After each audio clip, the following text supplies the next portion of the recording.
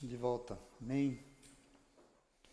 Mas, crendo que a forte mão de Deus é sobre nós queremos meditar na palavra de Deus nesse momento, amém? Convidar você a ler junto comigo o Evangelho de Marcos no capítulo 4, amém? Marcos 4. E nós vamos ler dos versos 26 em diante. 26 até o 34, amém? Marcos 4, do 26 ao 34, da palavra do Senhor para a minha vida e para a tua vida nessa manhã, em nome de Jesus.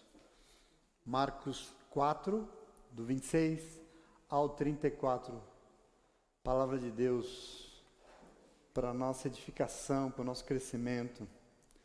Todos encontraram os seus textos, as suas Bíblias? Versículo 26 diz, do Evangelho de Marcos, capítulo 4, ele prosseguiu dizendo, o reino de Deus é semelhante a um homem que lança a semente sobre a terra. Noite e dia, quer ele durma, quer se levante, a semente germina e cresce, embora ele nem saiba como. A terra por si só própria produz o grão. Primeiro produz o talo, depois a espiga, e então produz o grão cheio na espiga. Logo que o grão fica maduro, o homem lhe passa a foice, porque chegou a colheita. Glória a Deus. E novamente ele disse, com que compararemos o reino de Deus? Que parábola usaremos para descrevê-lo? É como um grão de mostarda, que quando plantada é a menor semente de todas. No entanto, plantada, ela cresce e se torna a maior de todas as hortaliças, com ramos tão grandes que as aves do céu podem abrigar-se à sua sombra. Com muitas parábolas semelhantes, Jesus lhes anunciava a palavra, tanto quanto podiam receber. Não lhes dizia nada sem usar alguma parábola. Quando, porém, estava a sós com seus discípulos, explicava-lhes tudo, palavra do Senhor. Senta no teu lugar aí onde você estiver. Brevemente, Senhor, em nome de Jesus, eu quero colocar esse momento diante do Senhor. Ele já está, meu Deus, mas nós rendemos a Ti todo o direito, toda a honra e todo o louvor, e todo o direito de falar com o Teu filho e a Tua filha, que seja o Senhor, o Teu Espírito, e somente o Senhor, que não venha nada de nós, mas que tudo venha da Tua palavra, essa que o Senhor inspirou e nos deixou com tanto amor, Senhor. Fala conosco, porque nós somos o Teu povo, e disso nós precisamos, Senhor, em nome de Jesus. Amém, graças a Deus. Mas, sem sombra de dúvidas, um dos maiores prazeres que eu tenho na vida é o de mergulhar assim na palavra de Deus e ir descobrindo lá nas profundezas dos seus mistérios. Eu acho isso maravilhoso. E assim, essa semana eu voltei com alegria ao Evangelho de Marcos, lá onde tínhamos parado de meditar, né? Voltei a me afundar nele. Paramos na nossa leitura no capítulo 3. Sei quem esse ano aqui estávamos lendo, né? Paramos no capítulo 3 e eu descobri, sabe o que eu descobri lá desde então? Que a partir do capítulo 3, Jesus passou a viver um momento ministerial bem complicado, porque foi um momento repleto de acusações, um momento cheio de falação, um momento cheio de mentiras. E eu quero contextualizar isso aqui, antes que a gente prossiga, para você ir comigo. Nós meditamos esse ano que até esse momento, Jesus tinha iniciado seu ministério, ele tinha sido batizado nas águas, ele tinha sido batizado pelo Espírito Santo, e nós vimos que ele chamou os seus 4 primeiros discípulos, ele começou o ministério, e nós meditamos e vimos que muita coisa aconteceu. Jesus pregava a palavra com toda a autoridade do mundo, e um dia ele exorciza um homem endemoniado dentro da sinagoga. Ele saiu de lá e curou a sogra de Pedro, ele curou um monte de enfermos na porta da casa de Pedro. Em suas andanças, Jesus curou um leproso, algo que era inimaginável até então, naquele contexto de Israel. quando estava, por exemplo, à beira-mar, que Jesus gostava, ele era comprimido por uma multidão de pessoas. Se ele saía dali e ele ia para alguma casa, a casa ficava tão abarrotada que ninguém conseguia passar nem na porta da casa de tanta gente. Nós vemos que o Senhor curou ali um paralítico que fora descido diante dele do telhado, né? Nós vimos isso. Enfim, o ministério de Jesus estava sendo comentado, o ministério de Jesus estava fazendo diferença e, lógico, incomodado a liderança religiosa e política de Israel. O contexto é esse: Jesus cura um homem com a mão atrofiada num sábado dentro da igreja. E os religiosos tentam acusá-lo de muitas coisas. Para quê? Para prendê-lo, para se livrar dele, para tentar prendê-lo e matá-lo, mas nada funciona. Eles o acusam de desrespeitar a lei do sábado, mas não funciona. Os religiosos se aliam a um partido político, os herodianos, para tentar prender Jesus, para matá-lo, mas não conseguem. A multidão de pessoas necessitadas atrás de Jesus só aumenta. O ministério de Jesus vai tomando volume, vai crescendo. E por essa razão, os oponentes de Jesus mudam um pouco a estratégia. Eles mudam a maneira. O que eles fazem? Bom, eles usam uma artimanha que é muito conhecida nos dias de hoje. Os religiosos começam a espalhar fake news. Você acha que é uma coisa nova? Agora não. Eles começam a espalhar notícias falsas, falar mentiras a respeito dele. E ainda no capítulo 3, eles começam a espalhar então esses boatos, essas mentiras, para tentar desqualificar Jesus. Por exemplo, aqui no capítulo 3, eles começam a dizer que Jesus estava fora do seu juízo. Saiu um comentário lá na população que Jesus estava louco. E eu quero que você entenda, ele fica falando que é filho de Deus. Esse sujeito fica falando que ele é o Messias enviado do céu. Esse sujeito é louco, cuidado com ele, esse sujeito é insano. Ele está doido. Só para você ter ideia, a falação era tanta, o mundo estava comentando, a língua do povo é complicada, mentira se espalha, mentira quer virar verdade. Tanto que no capítulo 3, no versículo 21, sabe o que está escrito? Que quando os seus familiares ouviram falar disso, saíram para apoderar-se de Jesus, pois diziam, ele está fora de si. Está no versículo 21 da tua Bíblia. A mãe de Jesus, os irmãos de Jesus vão até ele. Para quê? Para pegar ele e levar ele para casa de volta. Afinal, realmente, é verdade. Jesus perdeu o juízo. Ele está fora de si, ele está louco. Isso está se espalhando. Veja, ainda no capítulo 3, eles espalham outra fake news. Outra mentira. Sabe o que eles dizem? Olha, todos os milagres que Jesus faz, essas coisas incríveis que ninguém nunca tinha visto aqui, sabe por que ele consegue fazer tudo isso? Porque ele está endemoniado. O diabo está usando a vida dele. Versículo 22, que está na tua Bíblia do capítulo 3, diz assim, ó, ele está com Beelzebu. É pelo príncipe dos demônios que ele expulsa demônios. Ele está endemoniado. No versículo 22.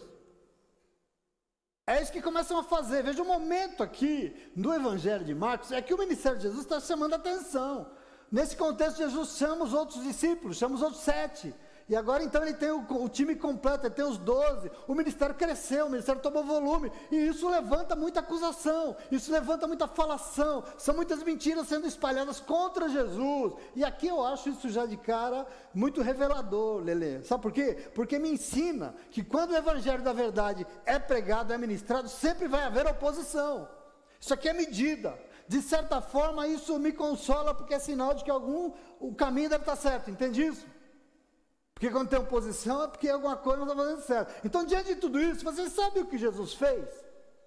Você sabe o que Jesus fez? Ele começa, como nunca, semear a palavra contando parábolas. Ele se posiciona aqui, eu quero que você entenda o contexto. Porque no verso 23, diz que Jesus então chamou esses propagadores de mentira e lhes falou por parábolas. Não é isso que está escrito aí? Eles acusaram, então vem cá, ele começou a contar palavras. Contra a língua acusadora, palavra de Deus, ué.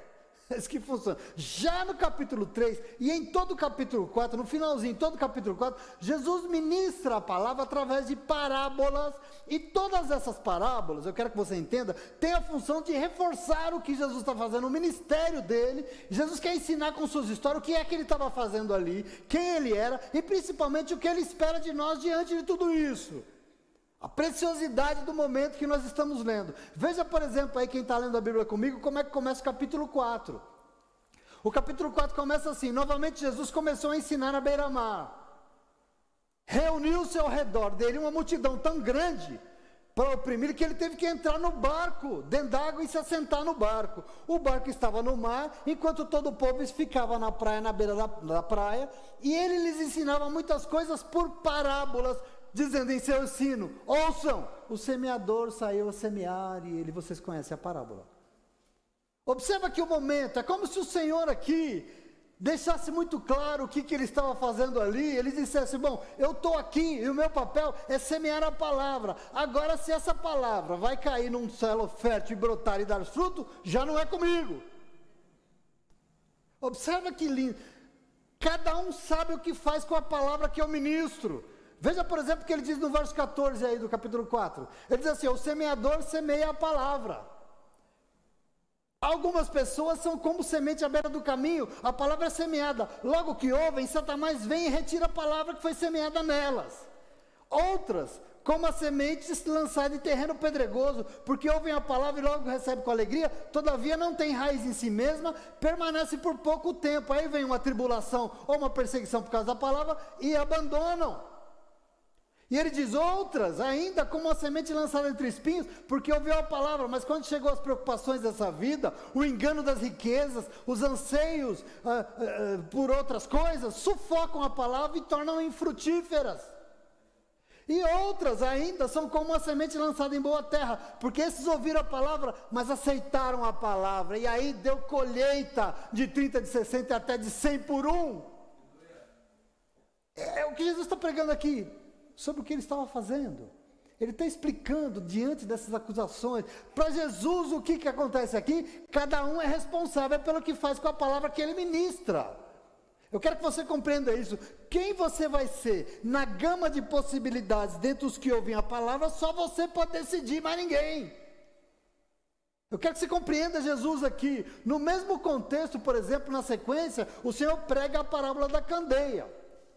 E nesse contexto dessa palavra, é como Jesus estivesse dizendo: bom, eu sou a luz do mundo. Quem sou eu? Estou aqui porque eu sou a luz desse mundo. No versículo 21 ele diz: quem traz uma candeia para ser colocada debaixo de uma vasilha ou debaixo de uma cama?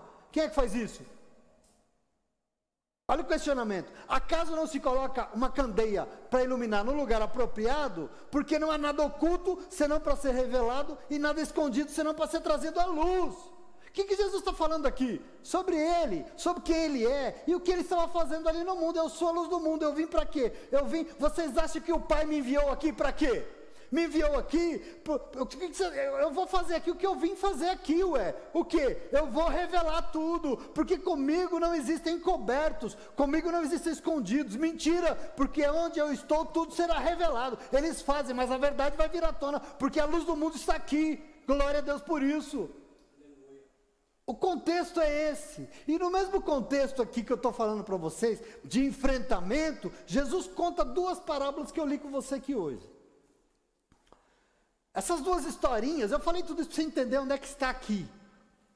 Você entende isso? Onde é que nós estamos? É no mesmo contexto que ele contou essas duas parábolazinhas. Qual o contexto? O ministério de Jesus enfrenta uma sorte de acusações mentirosas, estão dizendo coisas de Jesus contra Jesus, e assim nas duas primeiras parábolas, o Senhor se preocupou em dizer quem ele era e o que ele viera fazer, mas nas outras duas seguintes, ele se preocupa em ensinar qual é o nosso papel, como nós devemos agir diante de tudo isso. Eu quero que você entenda esse cuidado do Senhor com a tua vida, eu quero que você entenda como ele realmente é maravilhoso, eu quero que você compreenda a palavra de Deus, porque para nos dar a nossa medida, quem somos nós diante de tudo isso? Ele conta a parábola de uma semente que é semeada e de um grão de mostarda, dizendo que isso se chama reino de Deus.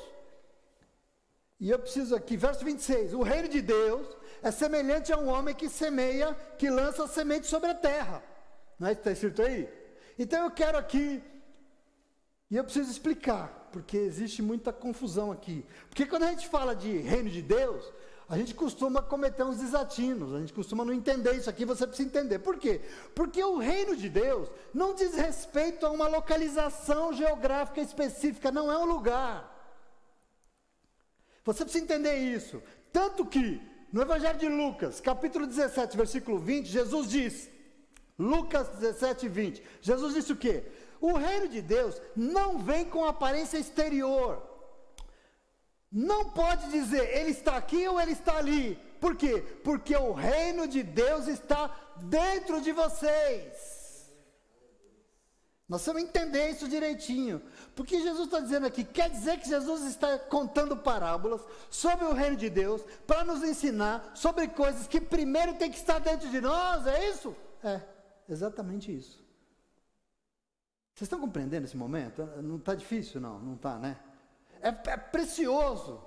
E dos meus tempos de teologia, eu guardo um comentário de uma aula, de um professor de sistemática, que ele me ajudou muito a compreender esse negócio aqui. Porque ele disse assim para mim, para mim não, ele disse para a sala, quando você ouvir sobre reino de Deus, entenda que é sobre a vontade de Deus que você está ouvindo. Por quê? Porque a oração que você faz, por exemplo, não é Pai Nosso que estás no céu, não é assim que você ora? Venha a nós o teu reino para que seja feita a tua vontade aqui como é aí. Não é essa oração que você faz?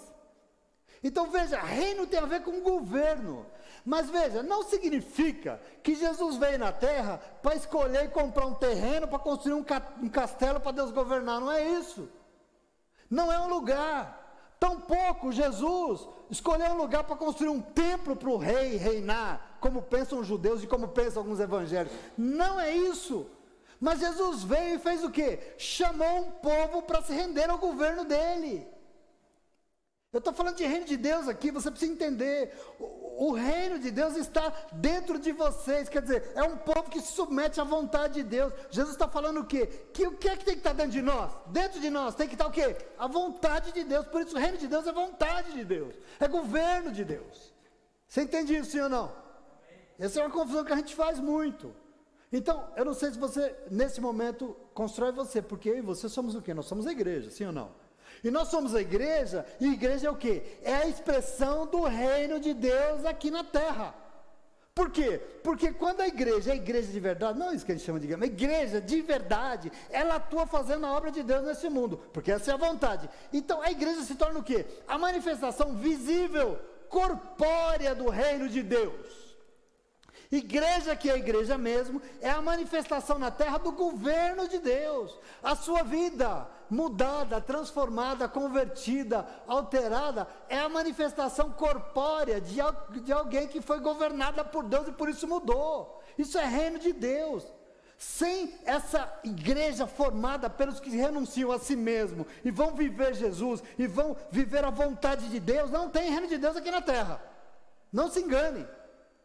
Nós temos que tomar posse disso em nome de Jesus, porque sem ela continua sendo o reino dos seres humanos, e no reino dos seres humanos Deus é outro, no reino dos seres humanos Deus é o dinheiro, no reino humano onde Deus é o dinheiro, o que tem é ganância, acúmulo e pobreza, mas o reino em que Deus é o Senhor, ele é formado por pessoas que renunciam a si mesmos para cumprir a vontade do rei. Qual a vontade do rei? Partilhar o que você tem para fazer desse lugar um lugar melhor de se viver, através da justiça do reino de Deus. Por isso Jesus disse que nós temos que buscar em primeiro lugar o quê? A justiça do reino de Deus, a justiça que está na vontade do Pai para as nossas vidas. Isso tem que estar onde? Dentro de nós, não é lá na catedral. Vocês compreendem isso? É um parênteses que eu preciso fazer. Então veja, para deixar claro sobre o que Jesus vier a fazer, para dar um cala-boca naquelas acusações todas ali, mentirosas, Jesus conta duas parábolas sobre o semeador, falando dele, e sobre a luz que ilumina o mundo, falando dele. E conta mais duas sobre uma semente e um grão de mostarda, para me fazer e você entender como deve ser o povo que recebeu o reino dentro de si e são governados pela vontade de Deus. Esse aqui é o momento. É sobre isso que é esse texto que nós lemos. E eu falo tudo isso para você entrar comigo. Por isso eu digo para você, não é à toa a pergunta que Jesus faz no verso 30 que nós lemos. Porque ele perguntou, com o que compararemos o reino de Deus? O que é o reino de Deus? Como é que vocês podem entender o reino de Deus? Com que se parece a vida dessas pessoas que receberam Jesus e são governadas pela vontade de Deus? É isso que ele está perguntando. Observa, Jesus pergunta, como nós podemos descrever isso que tem que estar dentro de nós, o reino de Deus? Que exemplos nós podemos usar para descrever uma pessoa que tem Jesus como Senhor da sua vida? Compreende isso? Esse é o momento. E eu quero responder isso com 4 coisinhas, 3 coisinhas aqui, vamos ver. Que essa parábola nos ensina, eu acho isso maravilhoso, porque te direciona, me direcionou, e vai nos direcionar. Mergulha nisso comigo, põe aí o seu óculos, o seu snorkel e pula comigo aqui nessas águas. Veja aqui, como nós podemos escrever isso tem que estar aqui dentro. E eu vou falar isso a primeira coisa para você, porque uma pessoa que vive governada verdadeiramente pela vontade de Deus, em primeiro lugar, é uma pessoa que sabe que a obra é de Deus e não sua, e por isso reconhece a sua dependência do rei. Entra comigo aqui. Uma pessoa que vive governada pela vontade de Deus, reino de Deus aqui, é uma pessoa que sabe que a obra aqui é de Deus e não é sua, e por isso reconhece que depende dele, depende do rei. Observa que, eu gostaria que você tomasse posse aqui desse ensino, porque isso aqui é para a sua vida, porque Jesus está nos ajudando a enfrentar essa falação miserável, essas mentiras, e Ele está nos dando medidas que precisam ser vistas dentro de nós, essa comparação. E nos versos 26 e 27, olha o que Ele fala, presta atenção, o reino de Deus é semelhante a um homem que lança a semente sobre a terra, noite e dia, quer ele durma ou quer se levante, a semente germina e cresce, embora ele nem saiba como. Não é isso que está escrito aí? Eu quero que você se aposse disso. Observa aqui, que segundo o exercício e o ensino de Jesus aqui, de nós, é esperado algo fundamental. O que é esperado de nós? O que? Semear. Semear o que mais? E mais nada. Tem crente aqui nessa manhã? Tem crente aí me assistindo aqui? De nós tem coisas que são esperadas. O quê? Semear. O que mais? Mais nada. A parábola do Senhor aqui ensina que nós também semeamos. Se Ele diz, eu sou o semeador, e o semeador lançou a palavra, vocês também são semeadores, porque vocês vão continuar o que eu comecei. Nós também semeamos, mas o resto não depende de nós. Você está entendendo isso? Não depende de nós. Acontece sem que nós saibamos nem como aconteceu. Observa aqui. Isso demonstra que uma pessoa que tem sua vida governada pelo Senhor, ela reconhece, ela sabe que não depende só de esforço humano, mas ela precisa do agir do Senhor, ela depende de Deus para que as coisas aconteçam na sua vida, e assim ela vai se tornar um cidadão, uma cidadã do reino de Deus, porque ela se rendeu ao governo de Deus, ela fala, eu não consigo, tem que ser Ele. É isso que Jesus está falando. O semeador joga a semente, mas depois ele pode até cuidar, mas germinar, brotar, crescer, florescer, dar fruto, não depende nada dele. Vocês estão entendendo essa historinha de Jesus aqui, maravilhosa, Senhor? Não depende dele, porque essas coisas, quem cuida é o soberano Criador do universo. Presta atenção, meu irmão, a Aline leu aqui, que Paulo disse, que quando partilhamos a nossa vida, nós estamos semeando para o Espírito, não é isso, Aline? Mas assim como no exemplo de Jesus, do que ele falou dele, nós temos, e nós vamos entender, quando nós semeamos, o que vai acontecer com aqueles sobre os quais nós semeamos, ou com não cabe a nós decidir, e não cabe a nós nem saber. Eu quero que você tome posse disso. Se a vida vai mudar ou não, não depende de nós. Sabendo disso, o apóstolo Paulo, servo de Deus, escreveu à igreja de Coríntios sobre os frutos da obra que ele estava semeando naquela igreja, e ele diz, em 1 Coríntios capítulo 3, versículo 6, sabe o que? Olha, eu plantei entre vocês, Apolo regou, mas é Deus quem faz crescer. E se Deus não fizer crescer, me desculpa, não vai acontecer nada na vida de vocês. Eu quero que você tome posse desse momento. Eu quero que você tome posse do Evangelho. O agricultor pode até adubar a terra.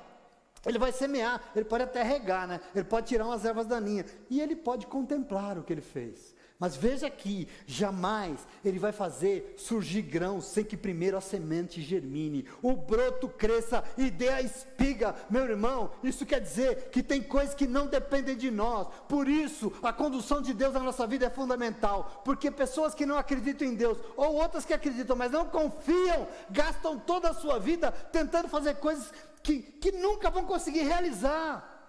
Presta atenção, afinal tem coisas na vida que só Deus pode. É o que Jesus está ensinando aqui, sim ou não? Tem coisas na vida que só Deus pode. E eu quero que você tome posse disso. Só para ilustrar, pensa comigo como é a criação de Deus. Pensa comigo aqui. Uma mulher grávida. Uma mulher grávida pode cuidar da sua saúde, né? Pode passar uns negócios para não dar celulite, estria, não é? Ela pode se alimentar bem. Uma mulher grávida pode cuidar da sua higiene. Mas veja, o bebê se desenvolve dentro dela sem que ela saiba como é que as coisas acontecem. Sim, que ela não sabe como funciona, por exemplo, nada. Ela não sabe como funciona o sistema cardiovascular, por exemplo. Ela não sabe como é que se forma o sistema respiratório, o sistema digestório, o sistema nervoso, todos os sistemas. Ela não sabe. Ela não sabe como se formam os ossos dentro dela. Veja, independente do que a mãe sabe ou da mãe, a criança simplesmente se forma dentro dela. E está acabado.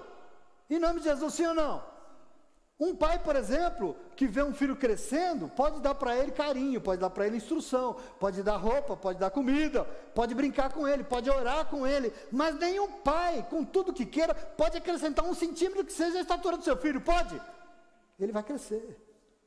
Eu quero que você entenda esse contexto que Jesus está falando. E eu me lembrei de uma frase essa semana do Rubem Alves. E o Rubem Alves é um escritor que a gente era um pastor e a gente gosta dele. E o Rubem Alves dizia que quem tenta ajudar a borboleta a sair do casulo, mata. Quem tenta ajudar um broto a nascer de uma semente, destrói o broto. Há certas coisas, disse ele, que não podem ser ajudadas. Por quê? Porque tem que acontecer de dentro para fora e não de fora para dentro. Glória a Deus. E eu quero dizer para você, presta atenção, com gente parece que é a mesma coisa, porque tem situações na vida que nós não poderemos mudar. Presta atenção, tem gente que nós não conseguiremos ajudar. Por quê? Porque só Deus. E pastor, eu não faço nada que eu tenho que fazer. Você tem que semear e confiar no Senhor e pronto, é papel do povo do reino de Deus, é esse. Você entende isso, sim ou não? Entenda que nossa tarefa aqui não é fazer crescer. E eu quero que você compreenda, nossa tarefa aqui é plantar, é regar, é cuidar. E se Deus quiser, nós vamos colher. Porque se Ele não quiser, essa semente não brota. Tem coisa que cabe ao Senhor. Eu quero que você tome posse disso, porque nós somos o povo do reino de Deus. Presta atenção aqui, meu irmão e minha irmã. Nós temos que nos apossar disso aqui. Nós precisamos descansar. Vamos colher, se Deus quiser. Eu quero que você se aposte. Nós temos que descansar, porque isso é muito importante. Quando você descansa, você demonstra que você confia nele.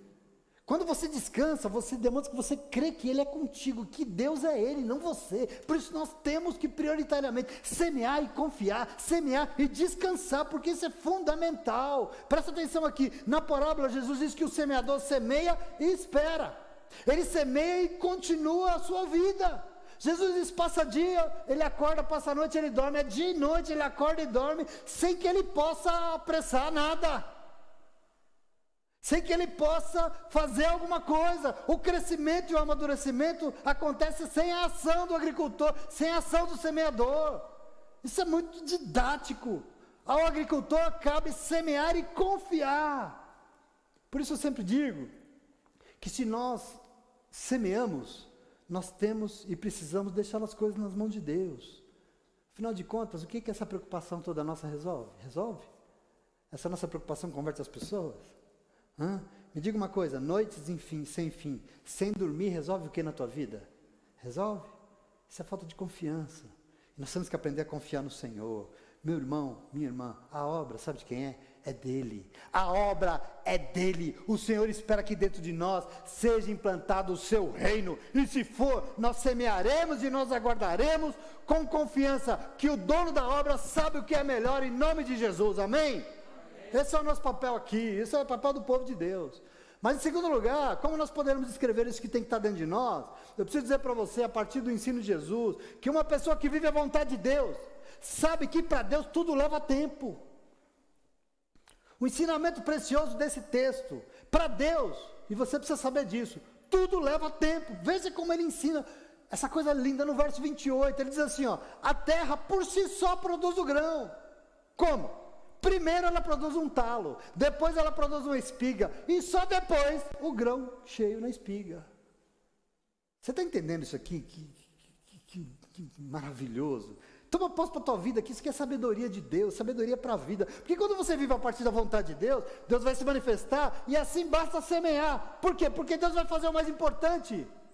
O resto, por isso Jesus fala, faz aqui para Deus, e o resto é consequência. Ele não falou isso em Mateus 6? O resto é consequência. O mais importante ele vai fazer, semeie, sabendo que a tua semente não vai cair no vazio, porque Deus se encarregará de fazer a semente germinar. Deus, Ele não vai te abandonar. Por isso Jesus diz, a terra por si só produz o grão. Mas veja, produz como? Semeando para o reino, Deus primeiro vai vir o talo, porque Ele vai dar, depois vai vir a espiga, e mais um tempo, a espiga cheia de grãos. Aqui tem um processo, o Senhor está nos alertando aqui para essa ansiedade miserável que a gente vive, porque a gente quer tudo pronto, né? Ele está nos alertando aqui do nosso jeito, a gente quer do nosso jeito, a gente quer como a gente deseja, tem que ser tudo muito rápido, essa é a nossa questão. Com Deus, tudo tem o seu tempo, meu irmão. Com Deus, o que Jesus está lembrando aqui, nós somos humanos fracos para Ele, nós somos limitados, nós não sabemos de nada, nós não sabemos como as coisas funcionam, nem dentro da terra aqui que nós sememos, mas uma coisa nós precisamos saber, sabe o que? Nós precisamos saber esperar. Nós precisamos saber esperar, isso é fundamental, e nós temos que tomar posse. Entenda que vida com Deus tem processos, tem etapas, tem prazo, mas tem crescimento. A gente vai para a igreja toda afoito e ora, nossa, eu orei ontem, hoje não mudou, né? Nossa, eu fui na igreja ontem, está igual hoje. Presta atenção aqui, tem crescimento, mas tem prazo, e por isso Tiago, no capítulo 5 da sua carta, no versículo 7, ele diz, sede, pois, irmãos e irmãs, pacientes até que o Senhor volte. Sabe por quê? Porque um lavrador aguarda com paciência o precioso fruto da terra, até vir as primeiras e as últimas chuvas, e aí ele vai saber que vai brotar. Paciência, meu irmão, paciência, minha irmã. Semente cresce, mas cresce devagar, mas cresce e cresce sempre. Semente bem semeada no lugar certo, cresce, porque é assim que é, cresce por si só. Por quê? Porque quem faz crescer é Deus e não nós. As coisas com Deus não são instantâneas, as coisas com Deus levam tempo, e o tempo aqui é dele, não o nosso. Você entende isso? O tempo aqui é dele e não o nosso. Eu quero que você se aposse disso aqui. Entenda que você enfrenta esse mundo de acusações, manifestando os frutos do reino de Deus dentro de você. Como? Semeando, esperando, confiando com paciência, porque no tempo de Deus Ele fará brotar e Ele fará crescer. Você crê nisso? Ele vai fazer.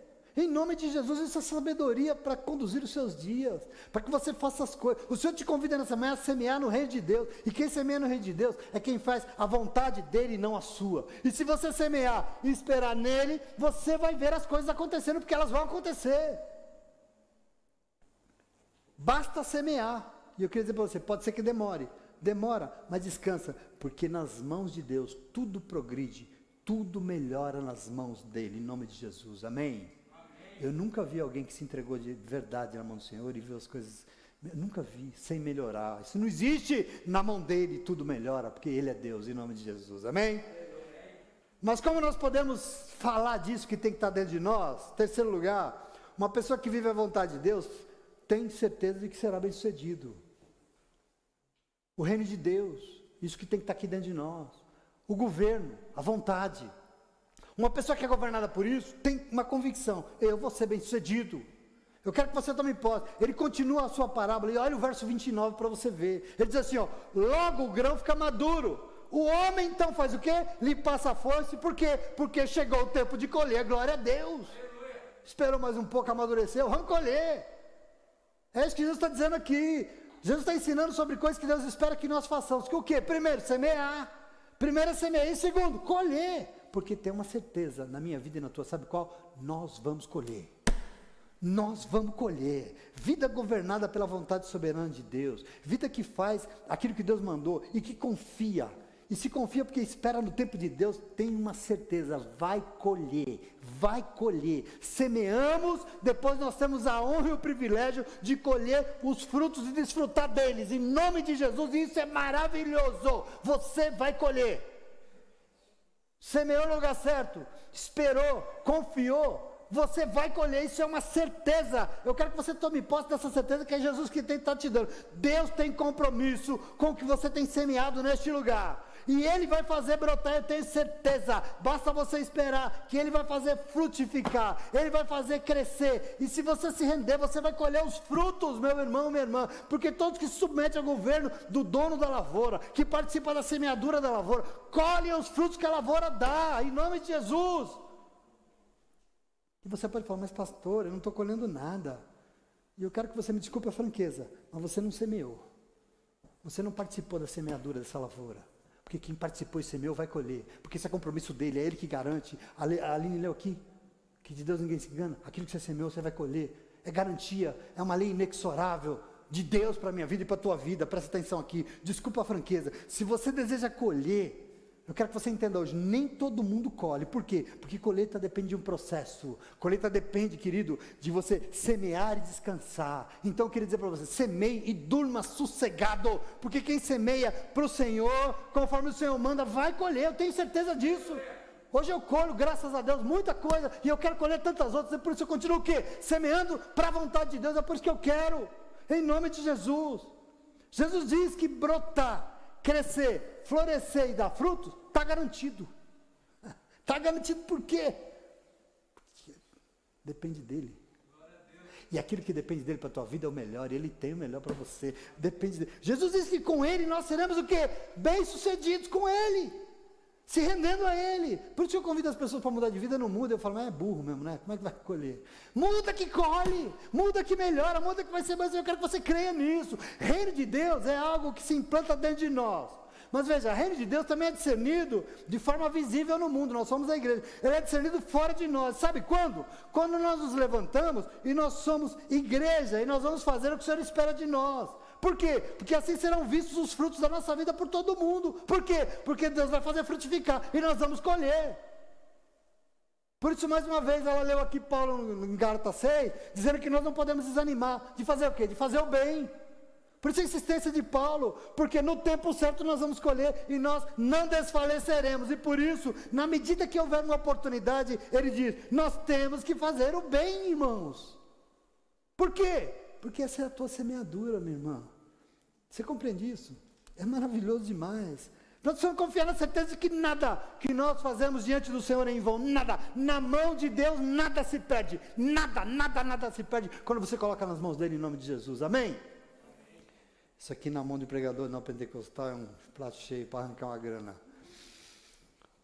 Essa palavra de Jesus contada em um contexto de perseguição, de acusações, é um alento. Por quê? Porque ela nos pede, lê, recebe aí, paciência e persistência. Paciência e persistência. Quando a gente com tristeza, queria dizer para você hoje, nessa manhã, isso é para você, ouve determinadas coisas e pensa que nada valeu a pena. Fiquei triste essa semana com uma fala da Lê, assim, que ela estava chateada.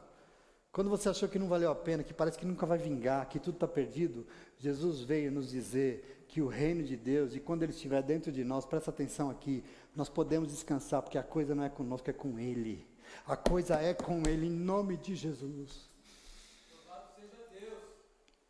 Vai ser a presença dEle que vai transformar, e se por acaso não transformar, é porque Ele não está presente. Eu quero que você tome posse em nome de Jesus. Por quê? Porque Ele se responsabiliza pela nossa semeadora, e assim nós seremos sim, bem-sucedidos, independente do que falam, em nome de Jesus, amém? Amém. Mas como é que nós podemos escrever isso que tem que estar dentro de nós? Em último lugar, uma pessoa que vive a vontade de Deus, presta atenção aqui, só para encerrar, aceita ser o menor dos menores. Por quê? Porque sabe que Deus se agrada dos humildes. Toma posse aqui disso que você leu. Leia de novo na tua casa, esses 8 versículos. Uma pessoa que vive a vontade de Deus, que tem o reino de Deus dentro de si, aceita ser o menor dos menores, porque é isso que Deus se agrada, é da humildade. Observa isso, o Senhor prossegue nos ensinando aquilo que é esperado de nós. Olha o verso 30, em diante, até o 32, diz assim, novamente ele disse, com que nós compararemos o reino de Deus, verso 30, que parábola nós usaremos para descrevê-lo? Com que nós vamos comparar a vida de alguém que é governada por Deus? E ele diz, é como um grão de mostarda, porque quando é plantada, é a menor semente que existe, é a menor de todas, no entanto, plantada nas mãos de Deus, ela cresce e se torna a maior de todas as hortaliças, com ramos tão grandes, que as aves do céu podem abrigar-se à sua sombra, glória a Deus por isso. Construa isso comigo. Diante das acusações aqui falaciosas que Jesus estava enfrentando, ele diz que Deus tem olhos para os pequenos. O que era Jesus diante do Império Romano? O que era o ministério de Jesus diante de toda aquela força? Nada. Era minúsculo. E Jesus era humilde, mas Deus tem olhos, é para os pequenos, e mais, porque segundo a lógica dessa palavra, essa história de Jesus, são das pequeninas coisas, e essas pequeninas coisas nas mãos de Deus, que se tornam, e Ele faz ser coisas grandiosas. Não é isso que ele diz? O pequenino grão de mostarda, semeada dentro da terra, se torna algo grandioso? Sim ou não? Presta atenção. Afinal, crescimento e exaltação aqui tem que vir de onde? Tem que vir dele. Quem faz crescer é ele. Quem exalta é ele. Quem honra a nossa vida é ele e mais ninguém. Para Deus tem um jeito, só tem um jeito para ser exaltado. Sabe qual? Tem que ser humilde. Porque os humildes serão exaltados, e você precisa tomar posse disso. Diante de Deus, para ser grande, tem que aceitar ser o menor. E nós temos que nos apostar. Para Ele o importante são os pobres de coração. Para Ele o importante é quem não confia na sua própria força. Os que não são importantes para os olhos desse mundo é que são importantes para Deus. Presta atenção, diante de Deus, o pequeno se torna grande, o fraco é o que é forte. E o que se nega é o que vai ocupar os melhores lugares. É um negócio meio doido, porque isso é sinal do reino de Deus. Isso é sinal da vontade de Deus. Isso é sinal de que Deus governa. É um reino meio às avessas. É o contrário do que você ouve no mundo. Porque no nosso mundo, as pequenas coisas do mundo não servem para nada.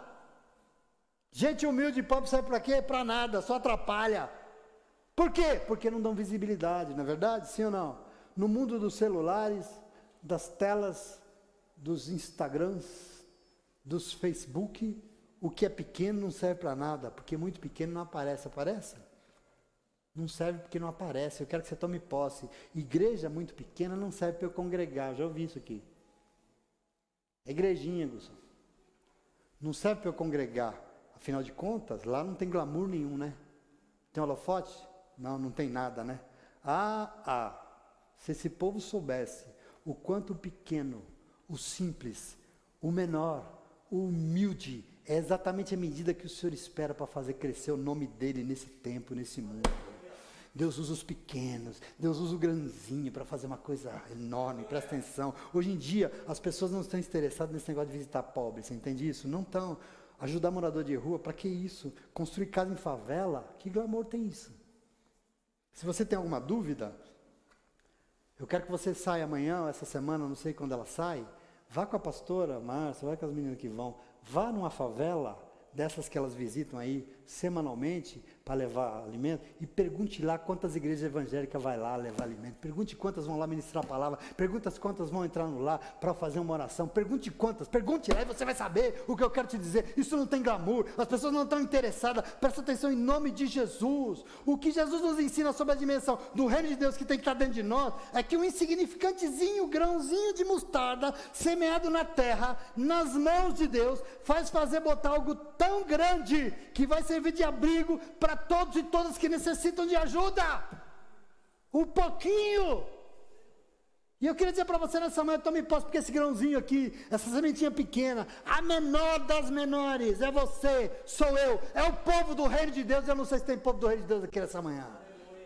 Eu quero que você tome posse disso. Jesus diz que Deus pega o menor e faz crescer tanto que vai servir de abrigo para os outros. Meu irmão, minha irmã, entenda que a sua vida serve e existe para acolher os outros. É por isso que Ele vai fazer crescer. Ele não faz crescer para você ficar bonzão, andando de avião para lá e para cá, não. Ele faz você crescer porque você vai abrigar e acolher os outros. E você pode falar, mas pastor, mas é tão pouco que eu tenho, é tão pequeno, eu sou tão insignificante. Eu quero dizer para você, então é para você que Jesus está falando nessa manhã, é para isso que Ele veio, é de você que Jesus está falando. Basta você semear, basta você esperar e confiar, porque dessa sementinha minúscula o Senhor vai fazer brotar grandes coisas, e a sua vida servirá de testemunho e de abrigo para muita gente que precisa de ajuda, em nome de Jesus. Amém? Você crê nisso? Amém. Em nome de Jesus, tome posse. Nós assistimos, dou um testemunho, eu preciso dar, como nunca, nesse momento difícil, a nossa dispensa, a dispensa dessa comunidade aqui, abarrotada de comida, como nunca nós imaginamos, certo? Abarrotado. E sabe por quê? Sabe o que está acontecendo? Essa pequenina comunidade semeou o seu pouco e o Senhor fez se tornar muito. Essa comunidade pequena semeou o seu pouco e Deus fez se tornar muito. Nós temos visto essa obra aqui alcançando muita gente. muita gente, mais uma leva de crianças, presta atenção aqui, vão ter um teto sobre a sua cabeça, vão ter um lugar para se deitar, mais uma leva de crianças. Essa comunidade é um grãozinho, mas Deus tem nos dado a oportunidade de levarmos o amor dele para muitas pessoas, porque Deus tem poder, de quê? De usar o pequenino para fazer grandes coisas. Ele pode, e ele vai. Essa é a lógica do reino, não é a lógica do glamour, dos milionários, não, é a lógica do pequeno, que Deus pega o pequeno, o humilde, o simples, o fraco e faz ser grande. É disso que o Senhor está falando. No reino de Deus, o lugar está reservado para os que se aceitam ser menores. Ah, mas eu nasci rico, então seja humilde, se diminua, não queira ser algo que você não foi chamado para ser. Agora veja, com tudo isso, lógico, sabe o que vai ter? Levante, né? Porque o levante vem. A acusação vai se multiplicar, é normal, lógico, alguém não está feliz. Alguém não está feliz com essa obra, presta atenção aqui, em nome de Jesus. Mas hoje nós entendemos que diante das acusações, o que é que nós temos que fazer? O que é que nós vamos fazer? Nós vamos abrir a nossa boca e nós vamos semear a palavra de Deus. Como nunca, Deus espera isso de mim e de você. É compromisso com o reino de Deus. Um reino que brota primeiro dentro de nós. Dentro de nós. E por isso nós não podemos desfalecer ali. Nós não podemos, o Senhor espera que nós sejamos, cada um de nós, semeadores de esperança, semeadores de paz, semeadores de amor, do amor dele neste mundo, nós, eu e você, nós não podemos fugir da responsabilidade de semear, nós não podemos fugir da responsabilidade de sonhar com um mundo melhor, um mundo para todo mundo, porque ele fez o mundo para todo mundo, não só para mim, ele quer abençoar todo mundo, ele quer salvar todo mundo, não só eu. Essa responsabilidade é nossa. Deus nos quer ativos quando as adversidades vierem, porque elas vão vir, mas nós estaremos ativos. Por quê? Porque nós somos um povo pequeno, mas nós somos um povo de Deus, o povo do reino de Deus, e esse reino faz superar qualquer adversidade. Pode falar, nós vamos superar em nome de Jesus, amém? Amém. Por isso nós não podemos procurar desculpa para nos esquivar daquilo que Deus espera de nós. Não existem desculpas. Nós devemos, o solo é tão duro, né? O chão para plantar, aqui não chove, né? Ai meu Deus, tem tanto sol que vai queimar a semente, né? Essa semente é tão ruim, né? Não dá para semear, não adianta. Nós não podemos dizer, porque o ser humano é pecador, o ser humano fala demais, como desculpa para não ser aquilo que o Senhor espera de nós. Nós não podemos fazer isso. Não é nossa função julgar a terra, julgar o tempo. A nossa função é semear, e nós vamos semear em nome de Jesus. Nós vamos semear, independente do que for, contra tudo e quanto que for, nós vamos semear em nome de Jesus, amém? Amém. E ao semear, olha aqui, nós não podemos pensar, quando é que eu vou receber, hein? Vai demorar para colher? Não posso, nós não podemos ser guiados assim. Lembra que nós não semeamos para enriquecer, nós semeamos porque nós somos trabalhadores do reino de Deus, porque nós não podemos servir a Deus sem servir as pessoas. Nós servimos a Deus quando nós servimos os outros, e assim, sem esperar recompensa, nós vamos receber recompensa. Quem recebe a recompensa de Deus é quem não espera. Presta atenção aqui, sem esperar riqueza nós vamos ficar ricos, em nome de Jesus. Me desculpa se isso não é bom de Deus. Sem esperar riqueza é que nós vamos enriquecer. Eu quero que você tome posse disso. Sem pensar em colheita é que nós vamos ver tudo à nossa volta se multiplicando, porque nós vamos colher, em nome de Jesus. E tudo por quê? Porque nós semeamos num reino que é um reino estranho, mas é quando você dá que você recebe. É um reino que onde você perde a sua vida é que você encontra. É um reino que quando você gasta tudo para servir os outros, é que o amor de Deus está sendo espalhado e o mundo está mudando. É um reino estranho, mas é o reino de Deus. Então o convite para mim e para você nessa manhã é para um reino, e que esse reino se faça dentro de você, dentro de mim, dentro de nós. E nós temos que tomar posse. Como nós poderemos escrever isso que tem que estar dentro de nós? Como é que Jesus ensina? Que exemplos nós podemos usar para descrever uma pessoa que tem Jesus como Senhor absoluto da tua vida? Bom, uma pessoa que vive a vontade de Deus sabe que a obra é de Deus e não é sua, e por isso depende dele. Não vai fazer tudo, não é Deus. Não resolve tudo, não salva todo mundo. Não, quem salva é Deus, sou eu. Quem vai mudar, não sei, mas ele sabe. É isso que tem que estar dentro de nós. É uma pessoa que sabe para Deus, tudo leva um tempo. E além do mais, é uma pessoa que tem certeza que, independente do tempo, nós vamos ser bem sucedidos. Porque nós estamos semeando certo. Em último lugar, aceita ser o menor dos menores. Não tem glória nessa obra, porque sabe que Deus se agrada dos humildes. Em nome de Jesus, amém? Amém. Fica triste não. Tem uns 5 ou 6 aqui que tem que falar amém. Então eu oro ao Senhor nessa manhã, que Deus nos abençoe e nos ajude a não desfalecer, que nos ajude a esperar e perseverar, que nos ajude a prosseguir em nome de Jesus, porque Ele tem medida para mim e para você, amém? Você crê nisso? Ele tem um reino preparado, Ele quer governar, Ele quer ser Senhor absoluto na vida de homens e mulheres que se entregam a isso, porque é isso que Ele tem para mim e para você, em nome de Jesus, amém? Amém. Deus abençoe a tua semeadura, e que Ele se faça presente em todo o tempo, em nome de Jesus, e por isso aplauda Ele, aplauda porque Ele é bom. Glória a Deus, aleluia, aleluia, glória a Deus. Vamos adorar, vamos adorar.